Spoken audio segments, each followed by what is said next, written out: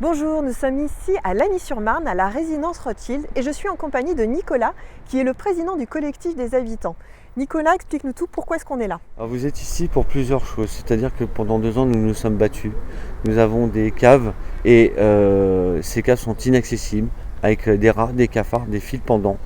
Deuxième point, les salles de bain, humidité, champignons, moisissures. Tous les hivers les enfants sont malades. Et troisième point, l'énergie. Nous avons des problèmes énergétiques. Ça fait 2 ans que nous nous battons et nous espérons pouvoir voir un jour la fin du tunnel, parce que nous ne pouvons pas vivre dans des conditions telles que nous les vivons au jour d'aujourd'hui. Ce que décrit en fait Nicolas, c'est ce qu'on appelle le logement indigne. Il faut savoir que rien qu'en Ile-de-France, c'est 157 000 logements qui sont dans ce même état que ce que nous décrit Nicolas. Et on voit bien que le confinement, quand on vit dans ces résidences, on ne le vit pas de la même manière et ça peut vite devenir un enfer. Alors oui, il faut mener le combat contre le mal logement, qui est un véritable fléau. La crise du logement, elle nous touche beaucoup à bien des égards. Déjà parce qu'il y a 200 000 SDF rien qu'en Ile-de-France. Il y a plus d'1 million de personnes qui sont mal logées. Il y a un foyer sur 7 qui vit dans une passoire énergétique.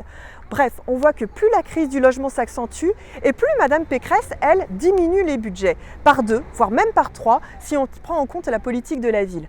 Bref, on voit bien qu'il y a des propositions à faire. Nous proposons de mettre 1 milliard sur le logement. Nous proposons également d'investir sur la rénovation des logements et de soutenir aussi les associations comme celle de Nicolas pour aider toutes celles et ceux qui vivent dans ces logements. Donc on a besoin aussi de vous pour ça, de voter les 13 et 20 juin 2021 pour pouvoir vivre en Ile-de-France avec Clémentine Autain.